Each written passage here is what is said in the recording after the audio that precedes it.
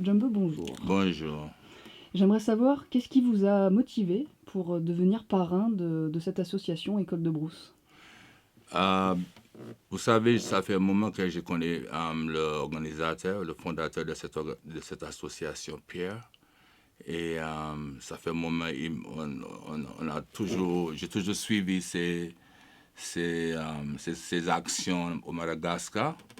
Et j'ai vu l'effort qu'il a apporté pour plus avancer cette organisation. Alors, il m'a parlé. Et moi, je suis pour l'éducation, je suis pour une meilleure vie pour les jeunes, je suis pour quelque chose de positif sur le continent africain et partout dans le monde. Alors, quand il m'a proposé, pour moi, c'était un honneur. Alors, du coup, je n'ai pas hésité. Je ne sais pas si je suis capable, mais j'ai dit oui. Oui. Moi, j'ai toujours fait la musique. Et mon premier métier, j'ai travaillé à l'école aussi. J'étais prof à l'école élémentaire. Alors, c'est ça aussi avec Pierre, quand il m'a parlé des écoles, même avec mon groupe, avec le chanteur ivoirien, Tiken.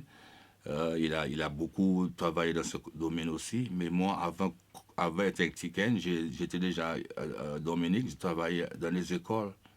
J'ai travaillé avec des gamins, des gamines. Et l'éducation est importante. Ça, c'est très important. Et la musique, c'est un art, mais il y a aussi le sport, il y a d'autres médicinales, il y a d'autres domaines. On peut apporter des choses au peuple, hein. Oui, mais la musique, c'est notre domaine, oui.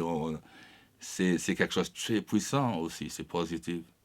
Bah, moi, je trouve Ouais. que la musique, c'est vraiment hyper puissant comme Oui, moyen d'expression, oui, en oui. fait. On peut faire passer beaucoup de choses, quoi. Elle est très proche de notre sens.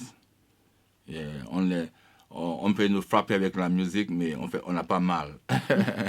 C'est le Bob Marley, c'est Hit Me With Music, you know? Yes. Et bah, racontez-moi un petit peu peut-être votre rencontre avec Pierre. C'était quand? C'était où? Pierre, ça doit faire quelques années, hein. J'ai peut-être 8 ans ou 10 ans. La première fois on s'est rencontrés, c'est je crois que c'est au Comores ou Mayotte. Je crois que c'est ça. Je crois que c'est au Mayotte. Ouais.